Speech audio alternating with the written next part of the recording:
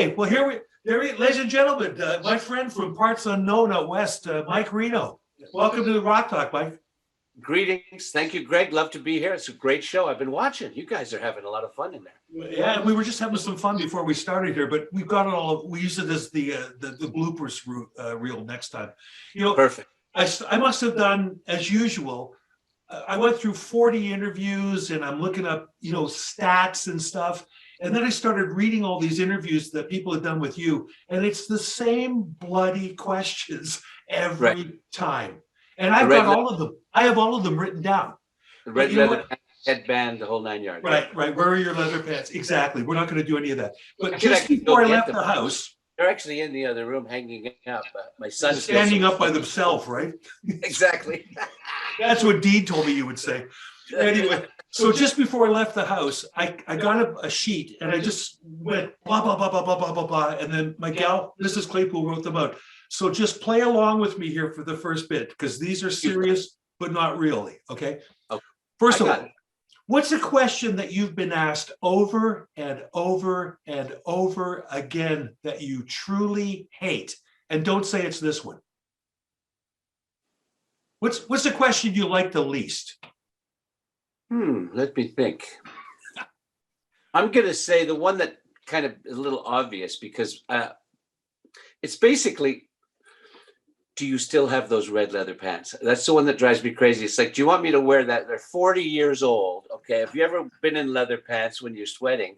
They turn into these crusty little things. You have to get a beaver to chew them soft again. You know what I'm saying? So you don't really want to wear these on a regular basis. So that question is like, do you wear, and I feel like turning the question around and saying, do you wear the same thing you wore at your prom? Every Saturday, do you dress? It's a silly question, but I guess, when you become kind of known for one thing, it's an obvious question. And I have them on right now. Would you like to see? There we go. I see that. We'll superimpose those on you. It's sort of the same with me. They say to me, your son that was the pretty bad boy on your hit single, is he still coming out on stage with you? I said, well, first of all, he's not my son. And secondly, he's 46 years old now. So in the middle of the song, he's not going to come on and go, I'm just a pretty bad boy. But they ask you that question. You go, Jesus, come on, man. Some questions never go away. That's one of the big ones. I think the other one, maybe even more asked than that, would be, whose butt is that on the Get Lucky album cover? Oh, I got that right here. Yeah. No, I don't. I don't know. It's kind of sworn to secrecy thing. It's almost after 42 years. I feel like just spilling the beans on this one, but.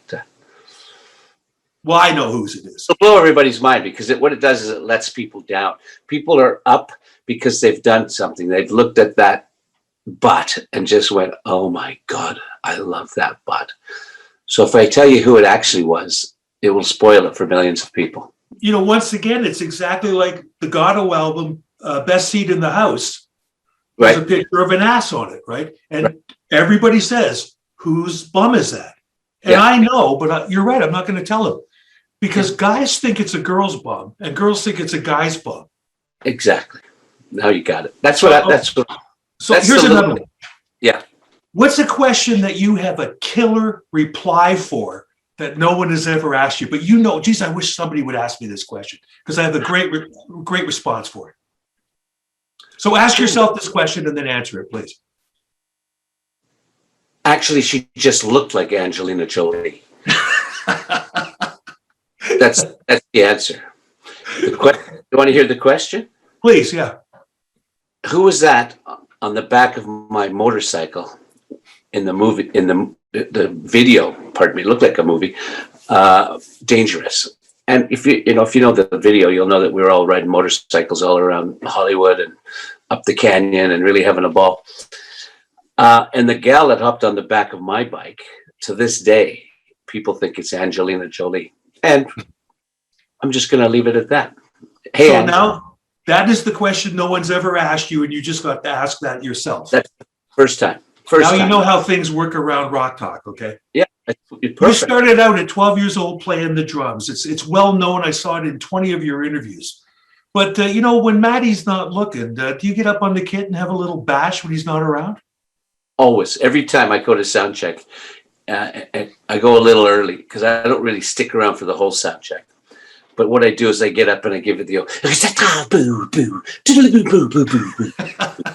And it's great because he's got a wonderful set of drums and it's set up professional, way better than I would have. I've even set up a set of drums in my other music room above the garage. And I don't know if you've heard of these electric drums, but I got the setting that makes me sound like I'm drumming for Def Leppard, right? It's awesome. Every time I go up there, I walk out of there 10 inches taller. That's the one-armed version of the Def Leppard, the electric drum thing. Yeah. Do you know, I had dinner with them one night in Toronto. I met them at the Frankfurt Music Messe, and Phil Collin called me up out of the blue and said, "We're in town. You want to come and join us for dinner?" And they were talking over dinner about going out to play a celebrity soccer game the next day. And I looked at the kid and I said, you're starting an international tour and you figured out how to play with one hand. Doesn't it sort of worry you that if you're out running around playing soccer, you might break a leg or something? And he goes, I'm not worried about it. He might break his snare drum. Something, yeah. Okay. No, you got to, guys, you got to handle it. He does one leg is the bass drum, one snare drum, and the other hand is the hi-hat. Unbelievable. Do you know that I happen to know the promoter who loaned him the Corvette, whom he rolled, and that he had the windows were open and he lost his arm. And this is like for real. I said, Jesus, and then, and the promoter, he felt guilty as heck for that. But boy, I've known those guys a long time. Phil is a great guy. He calls me once in a while too when he's coming through town or if I'm in LA.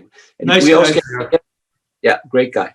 Now, heaven forbid, but just getting back to the drumming thing and your, fabulous ability to do, all that. If Matt happened to collapse during a big gig, could you hop up and keep singing as well? Funny you should ask that, Greg, because in a little town just outside of Vancouver, Dean picked us all up in his burgundy Plymouth four-door with his Marshall in the trunk. We went to pick Matt up. He was the last guy because he lived closer to the highway. We got to his door, went up to his door. His girlfriend came out and said, Matt's in bed. He's sick. He's got food poisoning. He can't even get up. And we just went, oh, man, we can't afford to lose the cash because we didn't have any money. If you play the weekend, you make some money. So Dean looked at me and he went, you in? And I went, go for it. So we drove up to it's a place called Chilliwack. And Chilliwack's kind of known for a pretty rowdy group of people that live up there. We went on stage and I started on the drums. They set up a vocal mic for me. I played the whole set. At the end of the night, they literally had to carry me to the car. Sometimes I was singing so hard, I would just keep the bass drum going. I would just drop the sticks and I'd grab the mic and I would sing the songs. And then after that, I would come back and then go back into the groove. But I kept the bass drum going. It was unbelievable. It was fun, but it was tiring. I couldn't believe I did it, but we got paid. That's amazing. I didn't expect that response, but that's a great one, man. I mean, no, you pulled it off. So my joke question went right out the window. I just want you to know that, right? What did you want to do? Do you ever get to play percussion on the Loverboy recordings? Because obviously, as a drummer, you got good time. We never really did percussion. Really? And no tambourines? I mean, you got a picture right behind you. You know what? I was watching your show, and you had your old drummer on. He was saying he went into percussion after being a drummer, and then he says, "Well, every song has percussion." And I said to myself as I'm watching, I don't think we had percussion. Like we didn't have tambourine or anything. We just kicked ass and turned the drums on, and that was percussion. We never did percussion. Matt Purnett is the embodiment of percussion. I would have loved to do shakers. Would have been great, but we never did that. We just, no.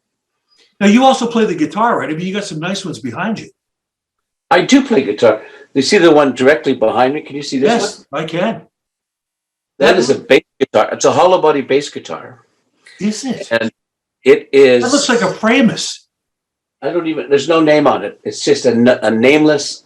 I play it all the time because you can hear it in the room without even plugging it in.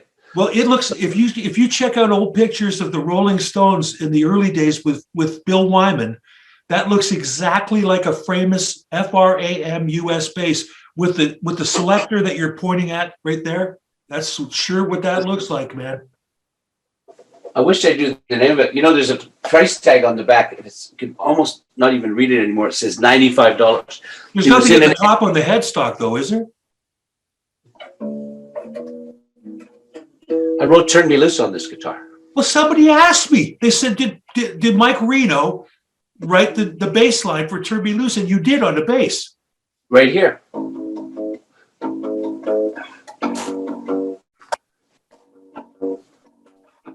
This is incredible. Yeah, this is the guitar right here.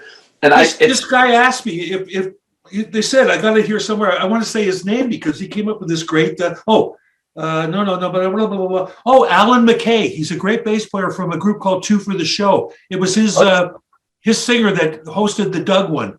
It says, "Is it true that Reno?" He calls you Reno. He doesn't even know you. It should read, "Is it true Mr. Reno wrote the signature lick to Turn Me Loose on a bass?" And you just answered that. Well, as a matter of fact, I used to play that lick every time. We had a rehearsal hall, and we didn't have all the band members. That was Paul and I were just writing songs and trying to find band members, right? Paul and I would walk into nightclubs all around Alberta, and people would go, "Holy shit, Reno and Dean are here. They're here to steal some of our musicians." And they told us later in life that that's what they used to say, because they'd see Paul and I standing there checking out the drummer and the bass player and stuff. And I knew all along Paul wanted Matt Burnett in the band, even though there was a bit of bad blood from the Streetheart days. Yeah, sure. He told me in all honesty, he says, after trying out 50 drummers, he said, "The guy I want, I can't talk to, so you're going to have to talk to him for me." So I invited him down to rehearsal. He says, "I don't know. I don't think I can do that." And then finally he phoned me and said, "Okay, I'll come to one rehearsal." It was kind of like pulling teeth. He came to one rehearsal and we practiced. We did a bunch of songs, and he kind of went, "Geez, those are good songs." And this was like "The Kid Is Hot Tonight" and "Turn Me Loose." We were just, Teenage Overdose. We were kind of getting in. It was our first album, kind of preparing our first album. And he packed up his stuff and he left. And then I phoned him and said, "Did you want to come to another one?" And he went, "Absolutely, I'll come to another one." And pretty soon he was coming to everyone, and he was our guy. And the bad blood disappeared immediately. It was all management that caused the bad blood anyway. We all know. It usually is. Okay, so now I want to get back to the guitar thing, because you play the guitar. You're a great bass player. I just heard that. You ever thought about, you and Dean, doing like a guitar duel on stage, lick for lick, To be honest, I'm not even a very good guitar player. I play enough chords just to write and arrange songs and get grooves going. I used to play on stage in one song, and it was at the end of the night. And I used to strap it on, and I was more of a showy guy. I was just a show guy. Like, that's it. One chord kind of thing. Well, Paul was out doing a little vocalizing on that song, "Emotional," that he sang. Yeah. And I just play in the background. It's two chords, It's just like, come on. And I don't even think I was in the mix, but it was fun for me. But those days are over. I don't drag an amp and a guitar around anymore. So, but it was fun. That was the fun time. That's great, man. Now, you mentioned Streetheart, and of course, there's a long history because, Paul was in Streetheart. Matty, of course, was in Streetheart. Spider was in Streetheart. And I was really pleased to see that you guys went to Winnipeg for Kenny Shields' tribute. What do you remember most about Kenny? Because, he was the singer in that band, you're the singer in this band, but you guys must have known each other. You know what? We didn't meet until later, way later. There was a time when he needed some help with, I think he needed a pacemaker. This is reality, right? Yeah. And the band was out playing, and we're playing all over the place. And we heard it through the grapevine that he didn't really qualify to get a pacemaker through the health system, Manitoba Health or whatever it's called. So we just ended up taking care of it for him. Shortly thereafter, in Winnipeg, he actually came up to me, and we actually had a talk. The guy was a loving, wonderful guy. Really, he was one of those guys. He was like a real huggy guy, real nice guy, fantastic guy. It was a major loss. But what I liked most about him was this: he could put on this when he sang. Nobody can sing like this guy. he really had something going. I mean, I tried to sing one of his songs at the event in Winnipeg for Kenny, and I had to just give it to Mike Reno. I couldn't go anywhere near the Kenny Shields. So Kathy and I sang it as my wife as a duo. Yeah, it was it's a beautiful song. I'm trying to remember the name of it. Anyway, it's a beautiful. Those guys wrote some great songs. I think Sweetheart are one of Canada's and especially Paul's input with them. I mean, the minute you hear Action or any of those songs, you know it's Paul playing guitar. Well, yeah, Paul's got the rhythm thing. He really goes into wacka chicka, yeah, chicka, and he plays these. Nobody plays like Paul. It's interesting that we're talking about this because certain styles you can tell immediately. When you're listening, you can tell exactly who that is on guitar. Yeah, and Paul's one of those guys you can really tell when it's him.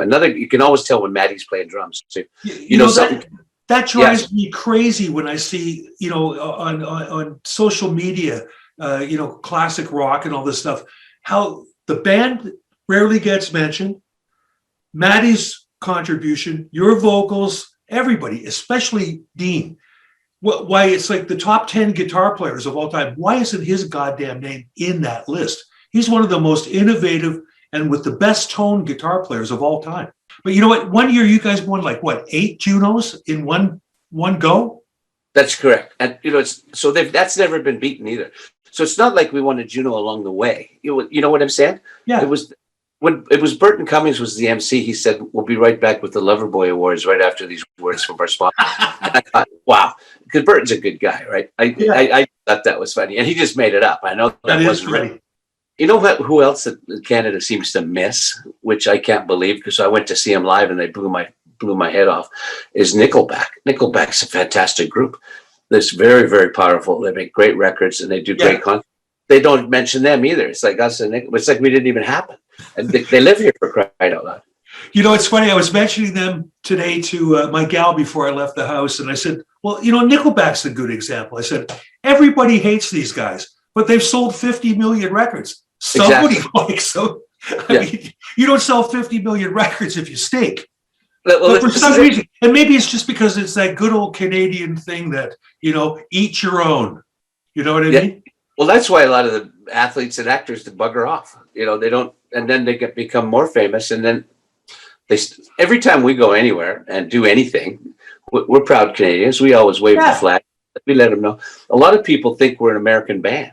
Yeah. I mean, we go down to the States and they go, "Oh, you were with me through high school and college. You guys rock, man. I love you, man. You're one of America's best." And I just go, "We're Canadian, right?" You go, "No, you're not." No, you're not. You mentioned once, I think when they were filming that ill-fated Gatto documentary, you were on camera saying that you'd love to be in a group with Doug Inglis. Now, his and Maddie's styles are so completely different. What was it about Doug Inglis's drum style that you liked so much? Well, first off, I'm more of a Doug Inglis, Charlie Watts type of player. Bingo. I go with the 3 drums, the boom, boom, boom, right? Yeah. That's what I would go with. Bass drum, snare, and bum. But it's a setup. The setup was just what I got. If I walked over to Doug's kit, it would be completely comfortable for me. Right. Okay. Also, I like the way he attacked things and the way he did accents on his cymbals. He was really smooth. We were, the song "Take Me to the Top" that of course, yeah. Well, we were working on that. And it was actually in Maddie's basement, our drummer's basement, back in the early days. And he just threw the sticks down and said, I don't get it. I'm not doing this. And he walked upstairs. And I looked at the rest of the guys. And, Paul and I, he just looked at me and gave me one of these. So I hopped on the drums because he couldn't figure it out. And that's cool. If you don't hear it, you don't feel it, you don't have it, right? Because it's one of the boom, boom, boom, boom, boom, boom, it's one of those. It's kind of like a dinosaur walking, that intro to that song. Nice. So I just sat on the drums and I did a little buzz roll, buzz roll, and then a couple of toms. And next thing you know, it was down. And about 5 minutes later, Maddie runs down the stairs. She goes, I got it. That's awesome. So what it was so simple. Yeah. He couldn't figure it out until he figured it out. And all it is, because I play so simple. And that's kind of what I liked about Doug. Well, He it's just, funny because I threw this question I just threw on the ground, but the question is, and you just answered it anyway, because you're a drummer yourself, have you ever suggested a specific pattern for Matty to play?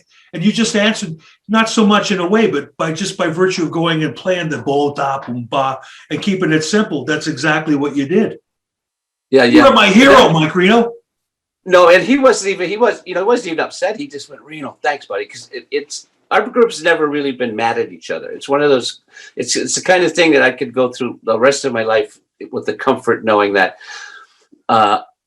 we never got pissed at each other. We always we always enjoyed each other. We respected each other's talents. And, especially I talked to Matty the other day, and Paul sent him a whole set of all the stuff we do live. And I think it was the show in Rama. I think you might even have been there. Yep. Up Northern Ontario. And it was one of those nights that it was on fire. And he said to me, and this is coming from Matt, who we haven't really seen him for a year and a half, right? And this is a guy I've been hanging out with for 45 years. He says to me, I now know why people like us. And I go, what do you mean? And this is on the telephone. He goes, we're fucking good, man. We are really good. We get that groove going, and we hold it through the whole show. We take him up, we take him down. He says, I never got it before because I was doing it. But now that I'm listening to this set, because everybody's starting to practice again, because we're going to be going out probably in September. Right. Yeah. We want to wait for the borders to calm down and everything to be perfect. We don't want to have 400 American Airlines flights canceled on Tuesday, like happened last Tuesday. Yeah. We need to be clear. So anyways, he was he said, this band is so good. He says, I get it. I finally get why people like this band. And I thought, what a great observation, after all these years. He was almost like tearful about it, right? And he just went, an epiphany. He had an epiphany, and I guess on the gig he played me. I guess I was doing one of my things with the audience, and I was just really clowning around with the audience between shows, songs, and stuff. And he said he almost pissed his pants when I can't even remember what I said, but I'm looking forward to listening to that same track. I've been running the set myself, start to finish. Of course, that's how you do it. Yeah. And I put the in-ears in. Grab the microphone and I sing along to the tracks without vocals. And I did the whole show. I did it the other day. I almost puked, but because I've been off for a year and a half, but I did it. And now I'm ready. I'm kind of ready to go. I'm doing a song tomorrow. I got the lyrics all printed out. Paul's coming over. We're going to bang off a new song just for the hell of it. Great. And see how that goes. People don't buy anything. Are you talking a brand new song? Brand new. We're recording a brand new song tomorrow. Paul and I, right here. So I was going to ask you, when you guys are writing a song, does somebody get the music first, or you get a lyric first, or how does it work? Usually with me, it's a groove, music groove. All right. Like a pattern, and you just get the drums playing something simple. We can do that in our studios now. You just get it going, get a loop going, and then you get a groove going, and then all of a sudden something sparks. And a lot of times I'll get up in the middle of the night and I'll go, it's alive. And I got it. Like I've been dreaming about it. And so I run in and I record it just on something simple, like even a telephone. You can do quick notes or whatever it's called on the telephone. Yeah. I got a million of those little notes on my telephone. I should listen to them. So do I, man. Yeah. Cause this is a great little device, this little telephone thing right into it sounds like $1 million. Anyways, I just stole that "It's Alive" thing you were singing on my phone, so I can write something about it later. Go ahead. We'll have a co-write. I got to read something out of my own book because I got a question I have to ask next. But this book here. This is a cheap plug. It's called "Good Day Sunshine: A Bruce Allen Story." Wednesday, October 31st, 11:30 a.m. Through the haze, I could hear the phone ringing and ringing. Who could be calling at this ungodly time of day? Keeping the ravages of the night before in mind, I always check to see if I could still speak. Testing, I croaked. Hello? Hello, Greg. It's Bruce Allen calling from Calgary. Hi, Bruce. How can I help you? We're putting together a Canadian supergroup and your name came up. Are you interested? Thanks, Bruce, but I'm already in one. And with that, I hung up the phone. Loverboy would have to find another bass player. So I have a question from the guy. Is there any truth that Godovitz was considered to join Loverboy on bass? I mean, I wrote that I was because Bruce called me. No, you were in. We had a pile of people we wanted. The one guy we really wanted was going to university, and he was into his like fourth year. So the decision, and this is back in that 1979, the decision was, do I finish my fourth year at university, or do I quit and join a rock band? You know what I mean? And you know, when you join a rock band, you're basically down to $75 a week, and that's if you're working. Yeah. And you know that. And so you know, you're in college, you're staying at your parents' place, and now you're living in Paul Dean's living room, helping us finish off and then the first album. And he decided to join the band. There's two other guys that said no. You said no. Another guy who was a stockbroker said no. And we see him all the time. And as soon as I see him, he goes, oh, God. Christ, Reno, I should have taken that offer.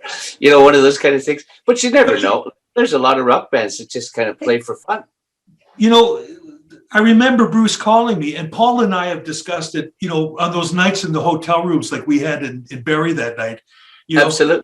talking and laughing about the past.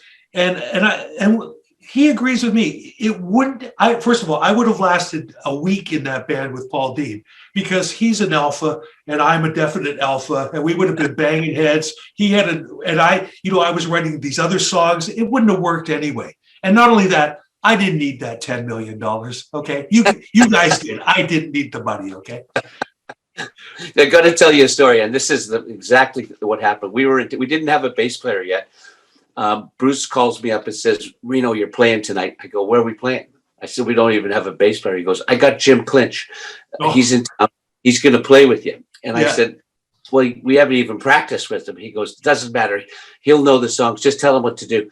And so I said, where's the show? And he says, it's at the Coliseum. And I said, that's 8,000 people. You're asking us that we've never done a show. We haven't done a recording yet. And we're playing in front of 18,000 Kiss fans. Oh, yeah, right. And they called us the same day. The people that were supposed to be on the warm-up slot, they wouldn't let them into Canada. They were just too crazy. It was the New York Dolls. And they just went, nope, not coming in. Sorry, fellas. Bruce calls us.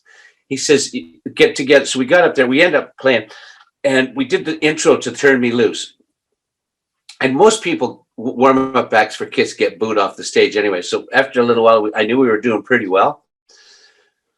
We do the keyboard intro to Turn Me Loose, which is quite a long deal. And I look over at Jim Clinch, and he looks like a deer in the headlights. He's just looking at me like, holy shit, what am I supposed to do now? Right? I could tell that was what he was saying.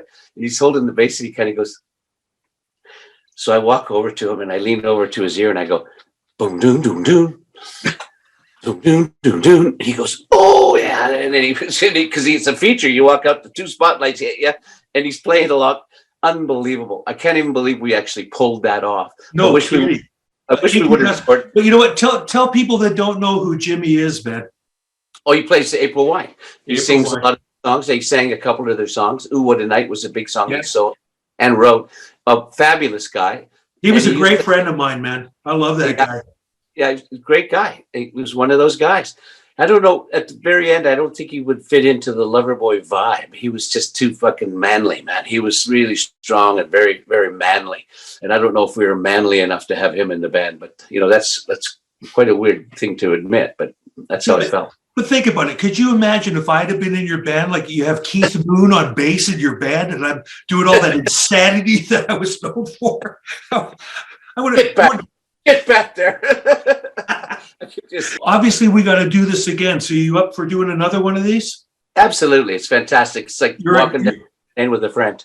Well, and that's exactly what I set out to do, was have all the friends that I know, and there's quite a few of them, on first and have these conversations that are like two friends talking. And we'll see you guys next week on Rock Talk.